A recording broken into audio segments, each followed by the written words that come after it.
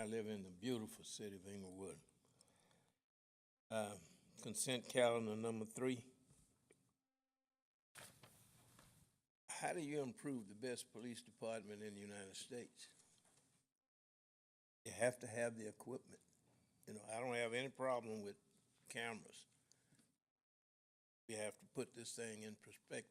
Now we need the equipment and whatever the chief asked for to keep this department in the position that it's in now, and that's the best in Southern California, I think, probably the United States.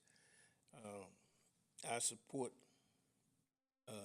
this consent calendar number 3, and I hope this council support it too. Thank you very much.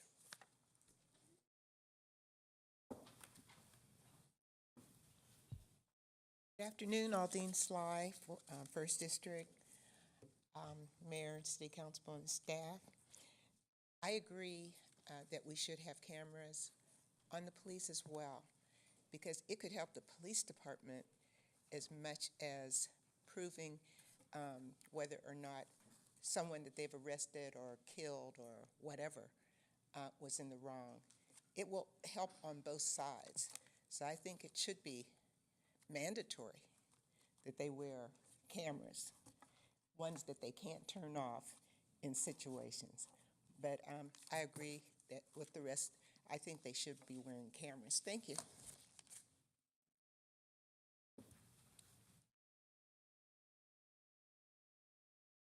My name is Diane Zambrana, and once again I'm going to point out that you could not have helped but to see that someone had stood up when you suggested that they weren't here, that the public comments would be closed.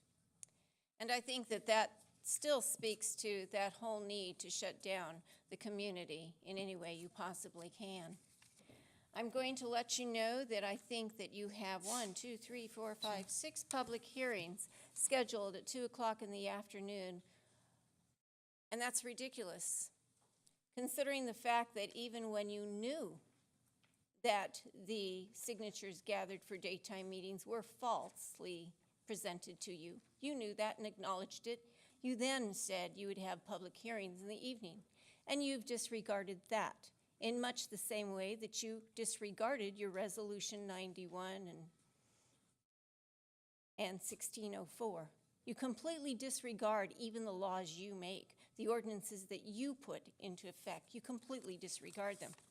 With regard to the items that are being purchased, in particular for the police department, yes, I agree, we should have cameras for a multitude of reasons. And it is this council, or at least the one speaker for the council, since the rest of you remain mute, that said that you didn't want them. And that in and of itself is an insult that the rest of you do not speak out and have a difference of opinion, a debate, and a discussion in front of the public. But you all go with the flow. And unfortunately, I can't help but notice that I'm not sure why we are currently paying so many other people, since even in a significant press conference this week, I did not see the chief of the police department. Is he absent, on vacation, no longer present? We're paying him, and yet he doesn't appear for a press conference, even though I know he's not allowed to speak, and that's insulting. So I think you're going to approve this, and we'll probably be out here by at least 2:45, because you probably already scheduled a meeting at 3 o'clock, as you did a couple weeks ago. A complete, absolute disregard for the community that you claim you represent.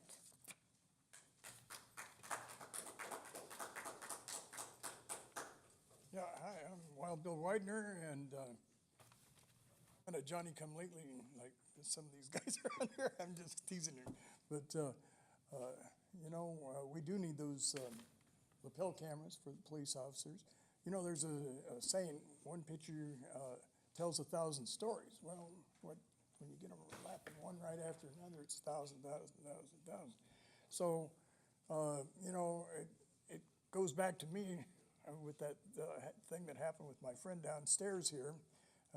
He went off and all that and got killed down there and shot. And then I heard someone ran up there and kicked him after he's dead, And I've heard that that wasn't what happened. I've heard that's what happened, but that picture doesn't leave my mind. And a lot of other people too. And if there was a lapel camera going when that police officer shot that guy, Tony Curl was the name, and if it was rolling, we'd know the answer. See, now we got to live with this vision in our own minds. And some things, I know you've been through some bad things in your life somewhere along the way, and some of those bad things are hard to shake out of our minds, you know. And I got all these grandkids and great-grandkids and stuff running around the streets over here. And I hate to see any of them go through that kind of stuff, you know. And good equipment for the police department is a must as far as I'm concerned, you know, and that should be part of the equipment, even if the officers had to pay for it, you know. I remember the days in Inglewood when we had a reserve police department and everything, and those guys used to buy their own guns and uniforms and everything else, you know. And you know, they were pilots and who knows what all, but that's because of the racetrack when it used to come in here with huge amounts of traffic. But you know, all things change, and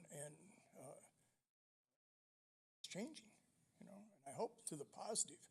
Now, what I saw Sunday night, see, I left this meeting down there on Hendry, and I came up Manchester and up to Eucalyptus where I live and turned right, and I just missed that whole crowd, I guess, because a little bit later I seen it on TV, and everyone's out there in the middle of the streets down there at Manchester and La Cienega and blocking it, and I love the way the police department handled that. And I heard our mayor, Mr. Butts, there, he more or less telling everyone that was under his direction. Thank you, because that's the way more things should be handled. And I hope maybe you're starting to see the light on how to deal with people, you know what I mean? Because there's some things like you hear about these meetings and stuff, and you know, maybe you come around. Thank you. I'll take that as a compliment. We'll close public comment. Item 1, CSA 1 and H1. Warrant register. Move allow payments. Second. Madam Clerk. Council and agency members Dotson. Aye. Padilla. Aye. Morales. Aye. Mayor Chairman Buds. Aye. Madam Clerk, what's the next scheduled matter? The next scheduled matter is a public hearing to consider approving an amendment to Chapter 2, Article 5, Section 2-198.1, and deleting Section 2-198.3 of the Municipal Code. Has the notice of the hearing been given in the time, form, and manners required by law? Do you have the affidavit on file? Notice has been given and affidavit is on file. Have you received any communications on the matter? No communications have been received. Is there a staff report, Mr. Fields? Yes, Mr. Michael Tate, Acting Purchasing and Contract Service.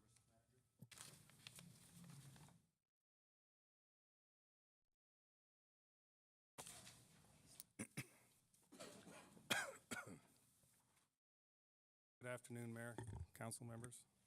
The staff report you have before you today is to request authorization to amend the purchasing ordinance, Section 2-198.1, exception to competitive bidding, specifically as it relates to standardized purchasing.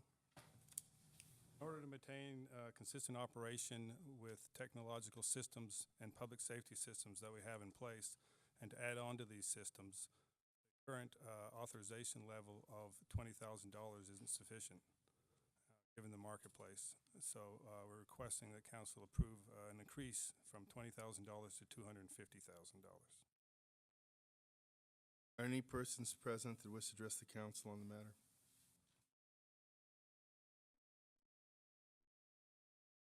Roy Fisher, the First District. I was looking through the books out there to have some idea of what that was all about.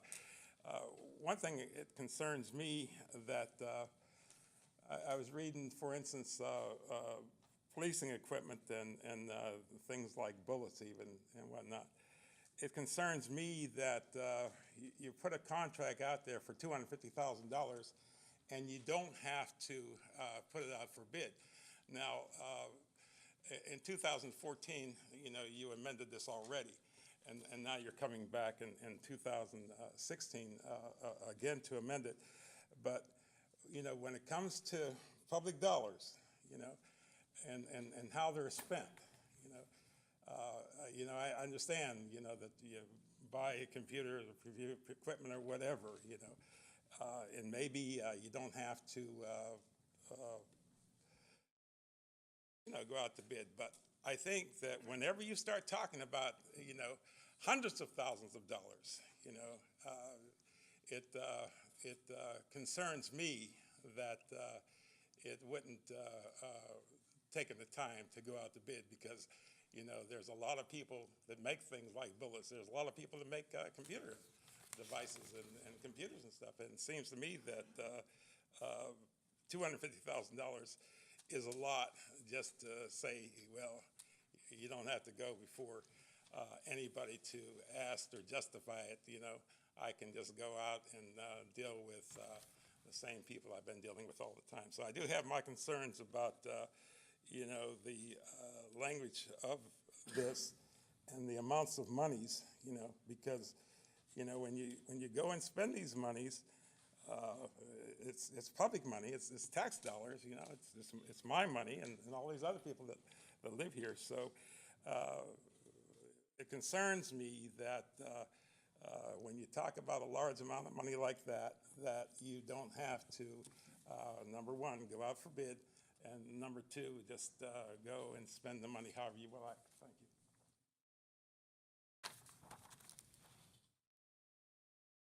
Council members, I think the timeliness of this is very inopportune, considering you now have that wonderful 48-page whistleblower lawsuit before you. I would think that now would be the last time that you want to increase any spending anytime you want kind of thing, and even the blanket spending. I happen to have done the research, and I know that the person you have at the head of our finance department had issues when he was in LA. That he was hired here after that just amazes me, but it is kind of standard op. So I think we're setting ourselves up for a real disastrous problem. And I remember the days when anything over, I think it was at one time $15,000 individually came before this council. And now we just spend money without even thinking about it, don't we? Close public comment, any council comment? Thank you, Mr. Tate. Motion to waive further reading? Second. Madam Clerk? Council members Dodson, Aye. yeah, Aye. Morales, Aye. Mayor Buds. Aye. Who will introduce? I'll introduce. Madam Clerk, what's the next scheduled matter? The next scheduled matter is a public hearing to consider approval of the draft fiscal year 2016-17 annual action plan for submittal to the HUD Los Angeles Field Office. Has the notice of the hearing been given in the time, form, and manner as required by law, and do you have the affidavit on file? Notice has been given and affidavit is on file. Have you received any communications on the matter, Madam Clerk? No communications have been received. Is there a staff report, Mr. Fields? Yes, Mr. Damian Pipkin, Grants Coordinator, will give the staff report. Welcome, Mr. Pipkins.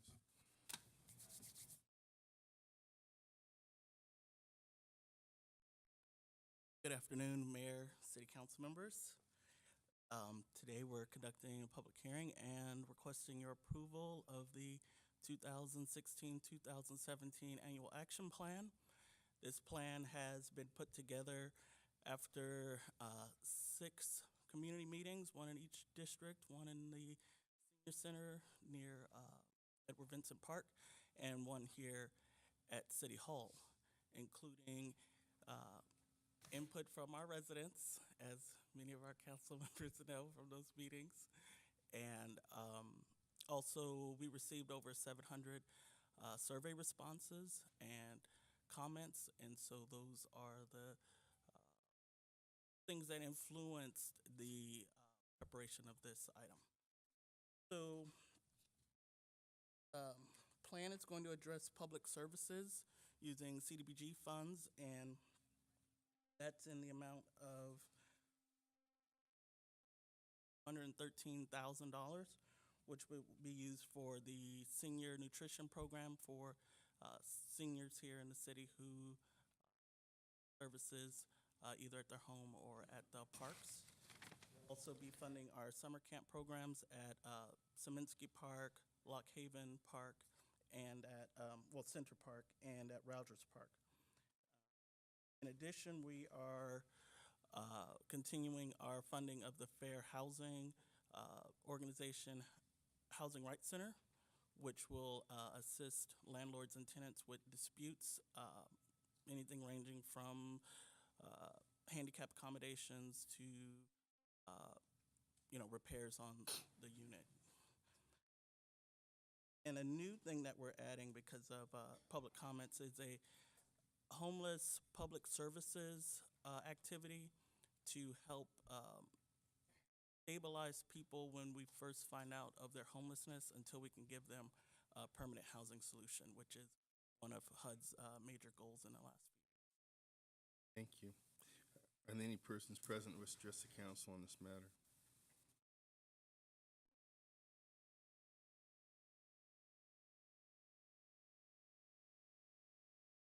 Again, I'm going to share with the council that I remember that in times past, we actually had an entire presentation of how each of the however many $1 million, not 213,000, were going to go where, and a recap of how they were spent. But I guess that wouldn't fit into the ever so short time period you allowed for council meetings. Close public comment. I have a comment. Councilman Dotson for council comment. First of all, I'd like to thank the entire housing department, especially Mr. Pickens. I was at a couple of those meetings, and I'm very proud of the way it was conducted. They were very informative. You got a earful because I was there. So you were very informative and gave good answers that the people really received. So they understand what's going on in the housing department, and I do too. So I want to thank you for that and your whole department. Thank you. Okay, with that, I move to, Second. Madam Clerk. Council members Dodson, Aye. Dia, Aye. Morales, Aye. Mayor Buds. Aye. Madam Clerk, PH 3, 4, 5, and 6 are the same type of public hearing with just different areas. So when I ask for this, if you call all of them together, and we'll allow public comment simultaneous, and people can pick and choose the one that they want, and we'll give 5 minutes for each speaker to do them. So would you call them together? Madam Clerk, what's the next scheduled matter? The next scheduled matter is a public hearing to initiate proceedings for the annual levy and collection of assessments for the Morningside Park Maintenance Assessment District 1974-2, the annual levy and collections of assessments for Darby Dixon Maintenance Assessment District number 1987-1, the annual levy collections and assessment for the In-Town Maintenance Assessment District 1975-1, and annual levy and collection of assessments for the Inglewood Street Lighting Assessment District 1980-1. Has the notice of these hearings been given in the time, form, and manners required by law? Do you have the affidavit on file? Notice has been given and affidavit is on file. Have any communications been received on the matter? No communications have been received. Is there a staff report? Yes, Mr. Lewis Atwell, Public Works Director, will give the staff report.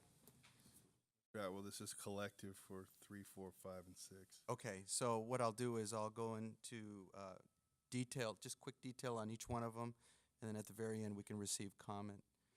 The first one, Morningside District, is located in the city of Inglewood and is bounded by 84th Street to the south, Manchester to the north, and Van Ness to the west, and Crenshaw Drive to the east. Funding is provided for the repair and construction of maintenance of parkways, parking lots, medians, and decorative lighting.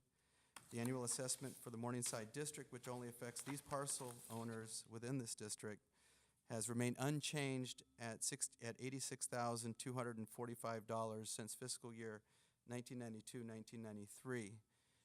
Whereas the actual maintenance costs incurred by the city during fiscal year 14-15 as a comparison were approximately $151,000. Resulting in a general fund subsidy of $65,293. Staff proposes that service levels and the assessment levy remain unchanged as compared to the previous year.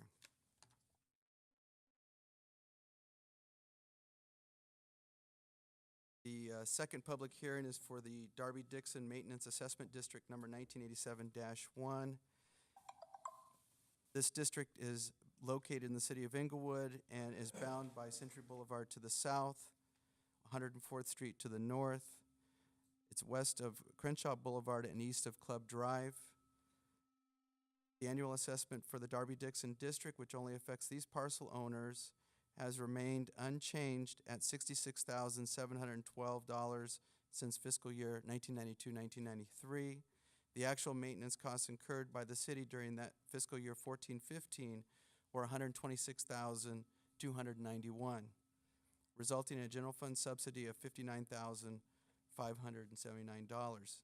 Staff proposes that service levels and the assessment levy remain unchanged as compared to the previous year.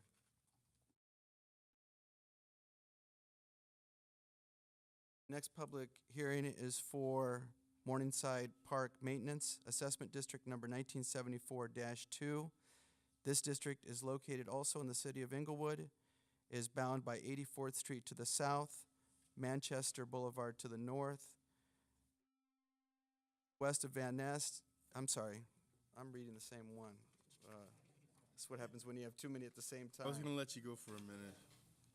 Okay, the next one is the Inglewood Street Lighting Assessment District number 1980-1. This district is within the city and bounded by the city boundaries.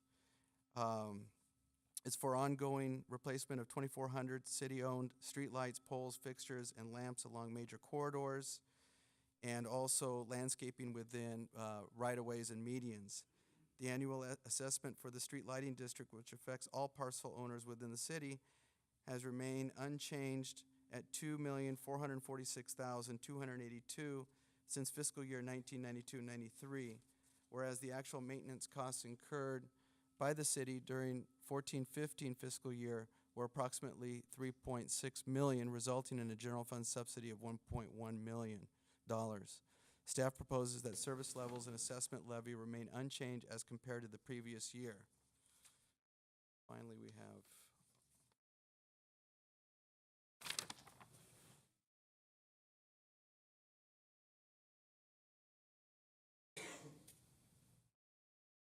and the last district is, sorry,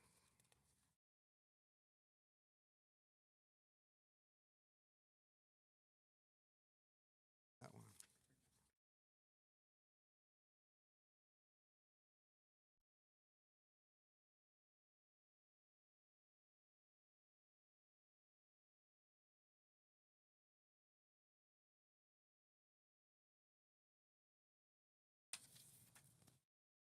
The last district is the In-Town Maintenance Assessment District, number 1975-1.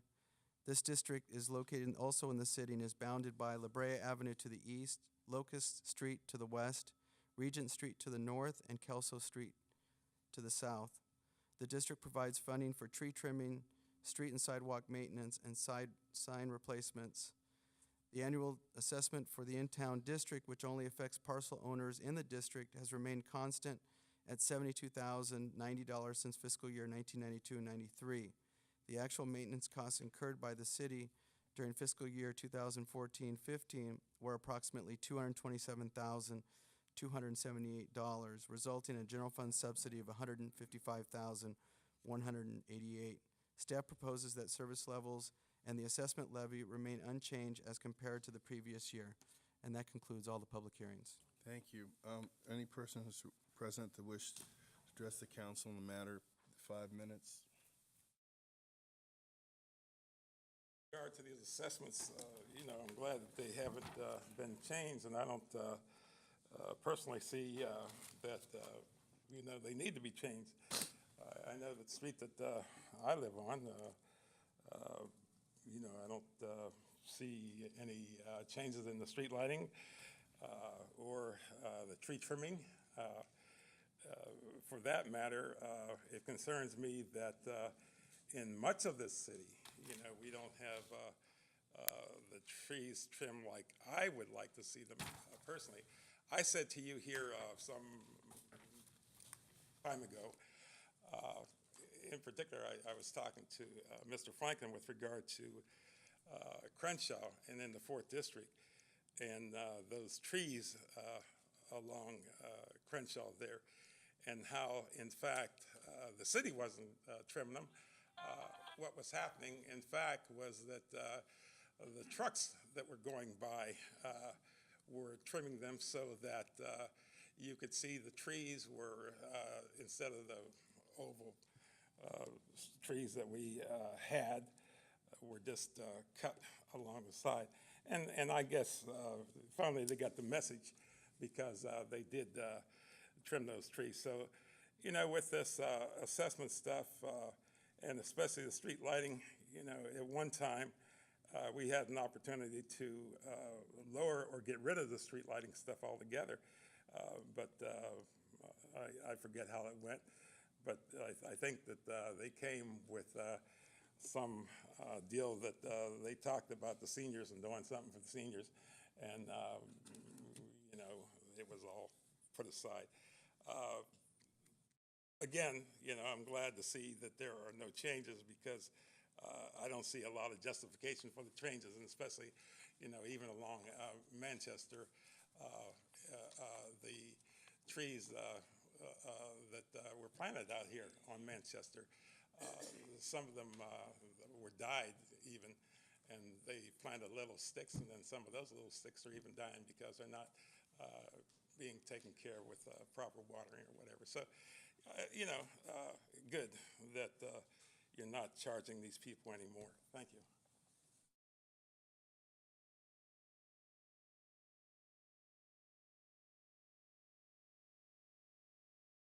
Council members, one of the most important things that anyone looks for when they're purchasing a home is the beautiful, lush neighborhood of green canopy trees, broadleaf canopies. And unfortunately, since so many of you have apparently not understood the concept of oxygen coming from our trees, we have a air quality issues around.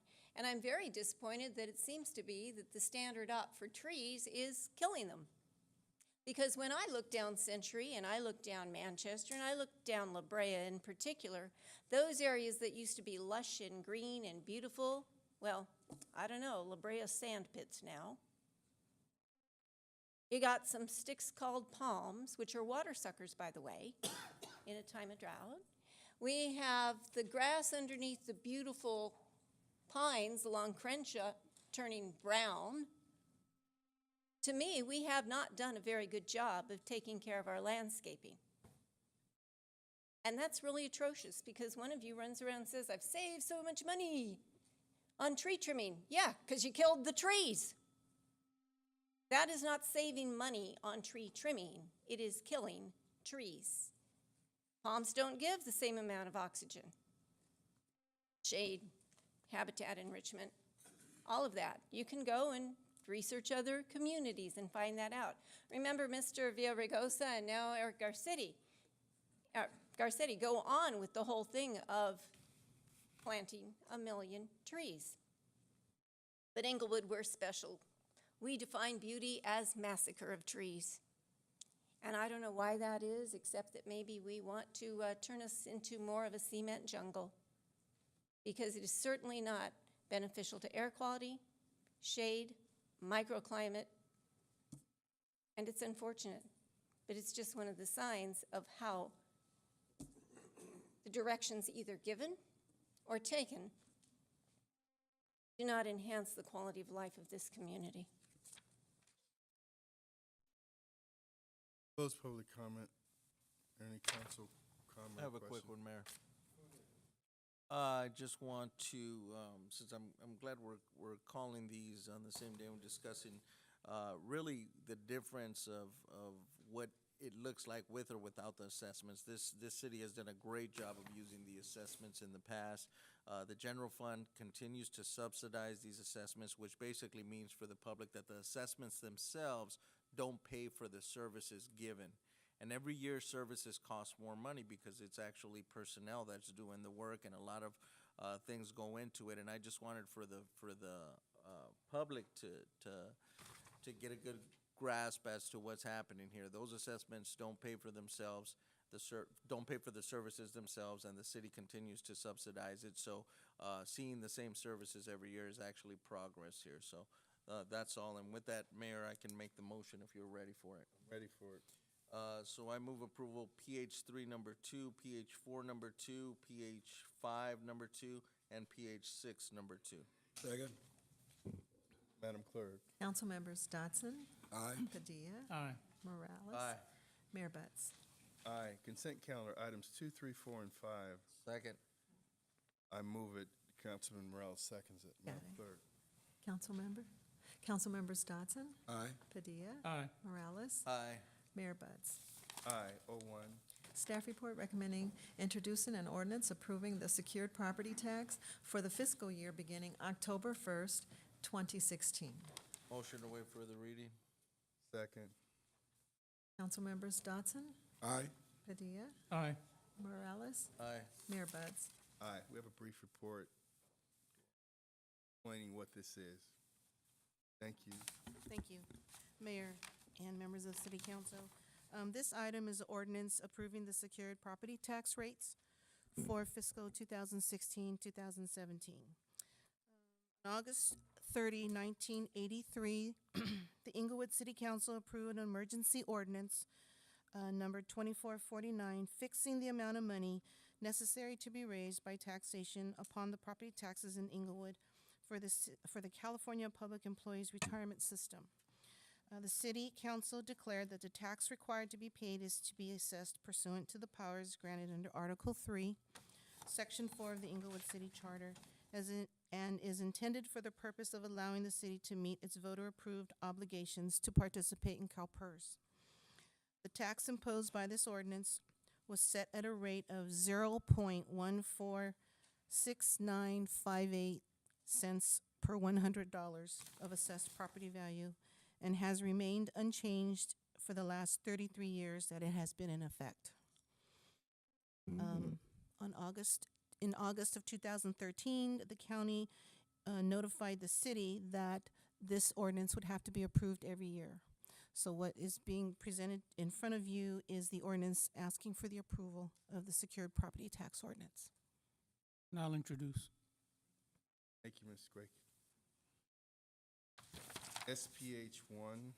Staff report requesting that a public hearing be set to receive public comment on the City of Inglewood's 2016 Local Development Report and approve the city conformance with Los Angeles Congestion Management Report.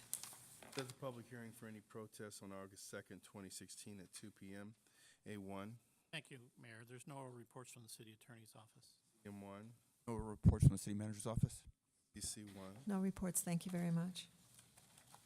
CT1, CSA2, H2, and could you call the Finance Authority into? A quorum is present, and monthly treasurer's report for the month ending May 31st, 2016. Even file CT2. Thank you, Mayor. I'd like to give a brief treasury report at May 31st, 2016. And again, there are copies of this report on the table outside. It's a 7-page, very detailed report that you could follow along with me. And also the report is always posted on my website by the end of the week. For the City of Inglewood, funds under management is $92,554,195. And the total interest earnings is $114,205. Successor agency, $89,645,363. And the debt service interest earning, this is a gross debt service interest earning, is $13,647. Housing Authority, $101,234 under management. Public Finance Authority, $13,530,799. And the debt service interest earnings is $2,218. Total funds under management at May 31st, 2016 is $195,831,591. And at May 31st, the interest generated is $114,207. And the total gross interest investment earnings from 1987 to date at May 31st, 2016 is $83 million. That includes the debt service interest of 5.19. And also would like to mention that the total debt service that have been generated thus far at June 16, 2016, from October 15th to June 2016 is $597,682.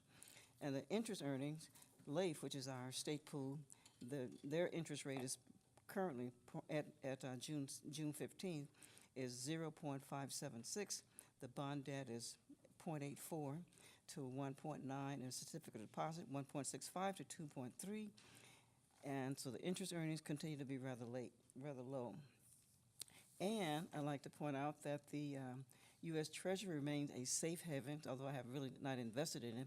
Now that we have over $17 trillion worth of bonds around the world, are all trading at a negative yield. And the jobless claims also increased from 10,000 to 268. And last not but least, I'd also like to mention that I want to congratulate our Public Works Director, Louis Atwell, for doing such a great job in street paving, and particularly in District 1. So I want to congratulate him on that. That concludes my remarks. Thank you, Madam Treasurer.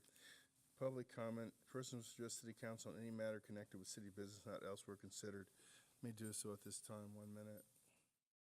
Roy Fisher, the First District. Again, I would say to you them that you ought to have evening meetings. I know that you don't think it's necessary, but there are people that do work in the city that would like to get out here and to have an opportunity to input in the discussions or things that go on here in this city.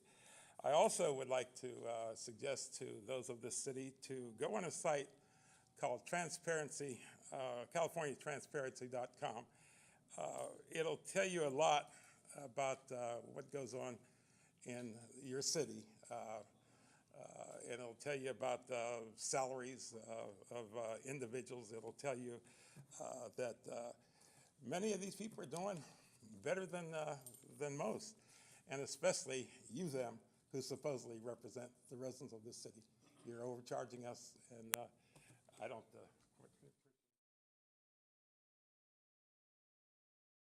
My name is Alfonso Parker Jr., County Secretary 6667 Vietnam. As you know in the paper recently, Hillary Clinton's phone, classified material, she used it. The FBI investigated. They're not going to charge her, but the FBI doesn't have that much to do with it. United States Air Force is the one that authorizes you to be cleared to handle classified materials. When you violate that or you misuse your information, you lose your national, in her case, and international security clearance through the Air Force, not the FBI. Okay. I spoke about Maxine Waters, all of them. When you handle finance, when you handle classified material, the Air Force issues that clearance for you to handle that, not the FBI. When you violate it, you lose your security clearance. That is the way it goes, having had one most of my work life, actually, till the time I worked last. So, that being said, when she spoke on that phone, she should have reported that violation and turned that phone over because it became a higher classified. He could.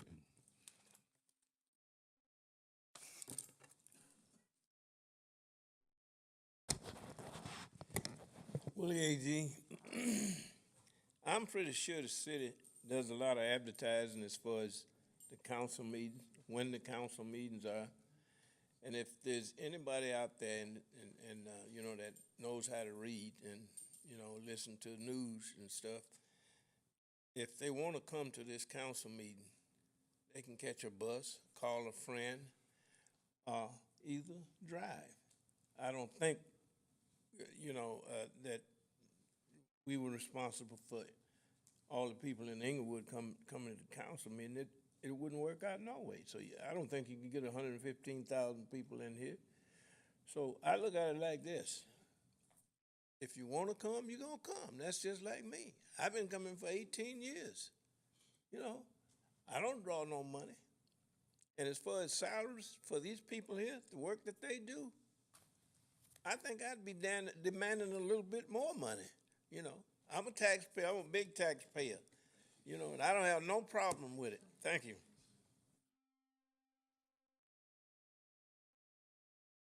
Aldine Sly, First District. I would like to talk about the fireworks, 4th of July. It was insane. And I don't know if Inglewood has an ordinance where you're not allowed to bring in illegal fireworks.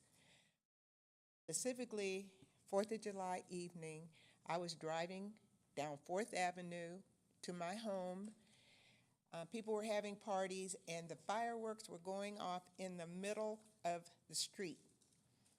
And one celebrant came out as he saw me coming down the street and rushed out, lit a firecracker right as I was getting ready to go by. So I had to apply my brakes and let that stupid thing go off. It was like a bomb. And when I finally pulled into my driveway, I noticed on my back window of my car this yellow spray of whatever, the dynamite or whatever it was that they use in these things. You need to pass an ordinance. It's dangerous. One of my neighbors called the police. They finally came. I appreciate that. They went to her home, and she was complaining about the noise. She's elderly, she lives alone, and they were scaring her half to death. So please, pass some kind of ordinance where people have to do firecrackers in their backyard, not in the middle of the thoroughfare where we're going up and down the street to our homes. It's insane, and you've relaxed your laws, I'm sure. It wasn't always like this. Well, everybody was in the middle of the street in front of my home. And so I'd like something done about it. Awesome. Thank you.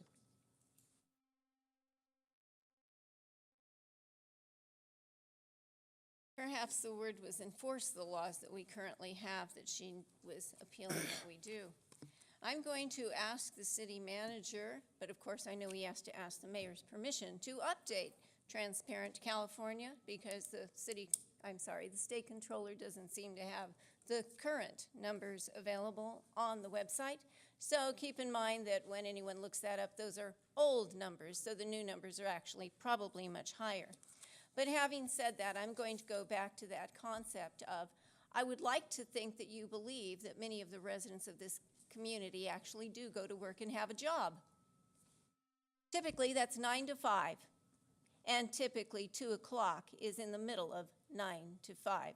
Not everyone has the luxury of being old, retired, or never employed.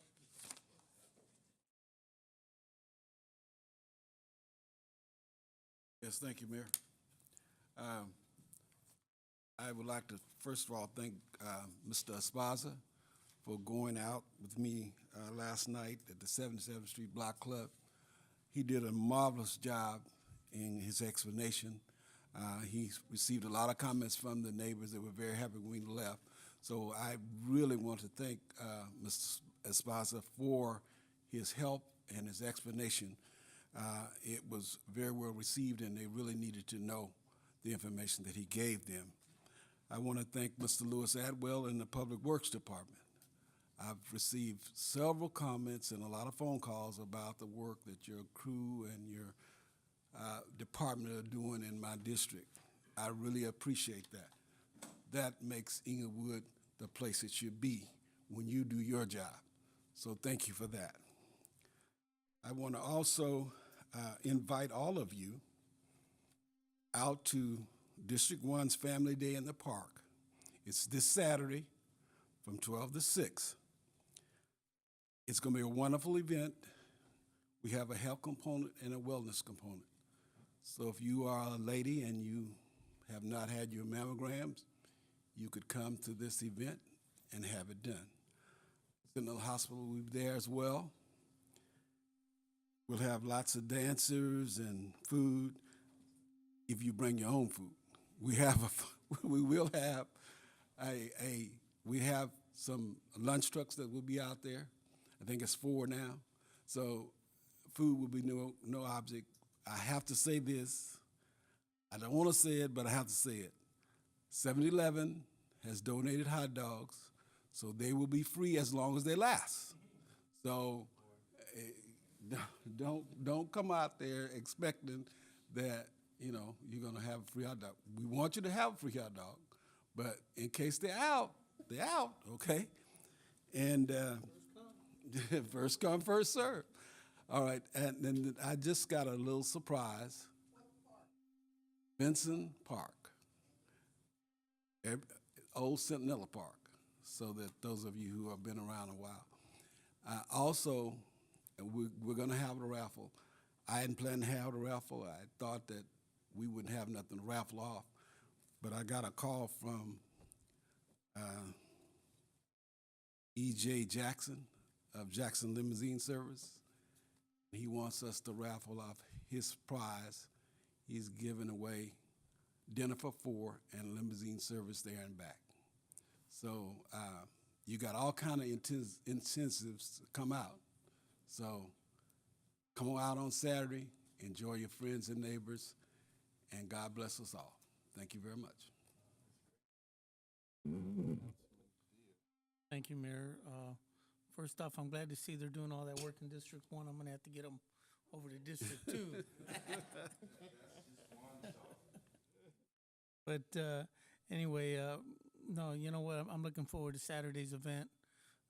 It's so good to have these community gatherings to come together and to just expand on the good things happening in our beautiful city of Inglewood. So I'm looking forward to attending the picnic. Mayor, I'd just like to ask that you close in the memory of the 5 Dallas police officers, actually the 4 Dallas police officers and the 1 Dart Dallas area transit police officer that were killed last week. So if you close in their memory. Thank you. Just like to say that on Sunday night, I guess, when the protesters were here, you know, when something happens and the police are involved and something goes wrong, it's all over the news. We'll hear about it for weeks on end. But when 1,000 people show up and announce, close to 2,000 people show up and announce, and things are so well done by our police department that nothing happened, you don't see that on the news. And I want to take the time to say that we all know we have a great police department, and we all know that the men and women, even that evening, risk everything. They don't know. There's 2,000 people out there that they don't know what they're doing. They don't know what they brought, and they're out there keeping us safe and keeping us organized. Something was said about the mayor taking charge. Well, you know, we have the benefit of having someone who spent their whole life under these pressure situations. That's a benefit. That's what we bring to the table, our lives. And I just wanted to say that if nothing else, the news didn't point it out, but Inglewood looked real good that evening. That's it. That's all I have, Mayor.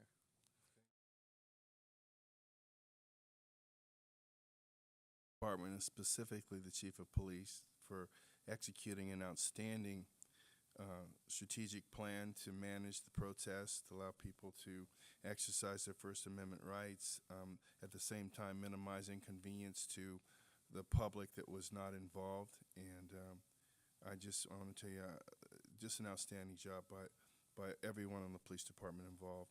Going to close the meeting first with our condolences to the city of Dallas for the 11 police officers that were shot, 6 injured, 5 killed, and we're going to close the meeting in memory of all those public safety personnel that lost their lives during that incident. We're adjourned.